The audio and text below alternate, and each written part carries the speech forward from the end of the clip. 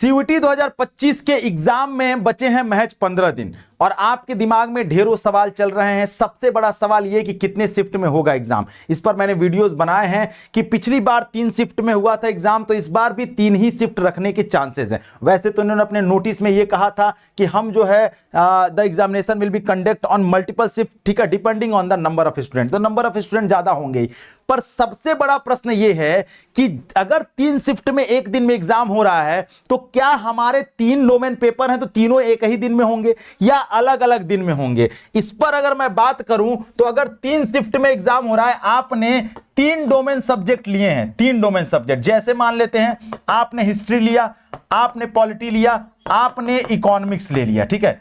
अब ये 3 domain subject लिए हैं, एक दिन में 3 शिफ्ट में आपका एग्जाम होगा, एक दिन में 3 शिफ्ट में। तो क्या ये तीनों एग्जाम एक ही दिन देने होंगे, क्या ये अलग अलग पढ़ सकते हैं? इस सवाल के जवाब मैं आपको बताऊंगा। तो समझिए ध्यान से कि अगर मान लीजिए ऐसा होता आया है कि हिस्ट्री मान लेते हैं आपका पड़ गया 8 मई को, पॉलिटी पड़ गया 8 मई को, ये फर्स्ट शिफ्ट में पड़ गया, पॉलिटी भी पड़ गया मान लीजिए 8 मई को फर्स्ट शिफ्ट सेकंड शिफ्ट में, और इकोनॉमिक्स चला गया आपको 25 मई को। ऐसा भी होता है, ये भी ध्यान में रखे रहिए।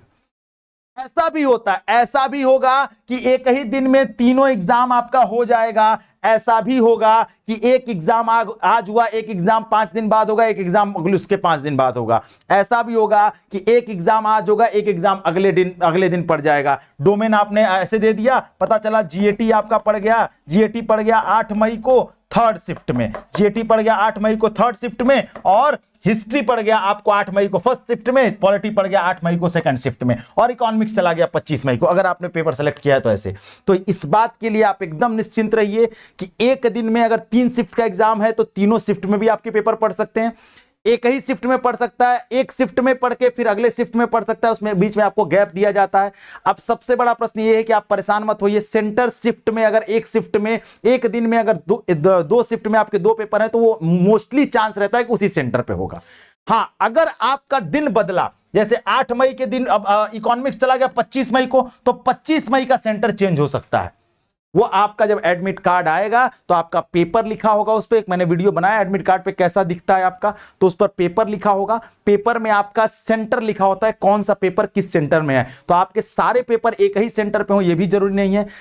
शिफ्ट चेंज हुई, अगर आपका दिन चेंज हुआ तो आपका सेंटर भी चेंज हो सकता है, ठीक है, पर सिटी चेंज होने के चांसेस बहुत कम होते हैं, इसलिए परेशान मत होइएगा इस बात को लेकर के क्या शहर बदल जाएगा, नहीं। हाँ, एनटीए गड़बड़ी करने के लिए जाना जाता है, कुछ बच्चों के साथ ऐसा हो जाता है। जैसे पिछली बार एक बच्ची का एक ही दिन में 2 पेपर था, 2 अलग अलग शिफ्ट में, और एक का सेंटर कोलकाता में, एक का सेंटर उड़ीसा में था। ऐसी गलतियां होती हैं, पर इसके लिए हमें मेंटली प्रिपेयर रहना है, परेशान नहीं होना है। जैसे ही आपका एडमिट कार्ड आएगा, जैसे सिटी इंटीमेशन आएगा, सिटी पता चलेगा, एडमिट कार्ड आएगा तो आपका सब सेंटर और सब कुछ क्लियर हो जाएगा, ठीक है।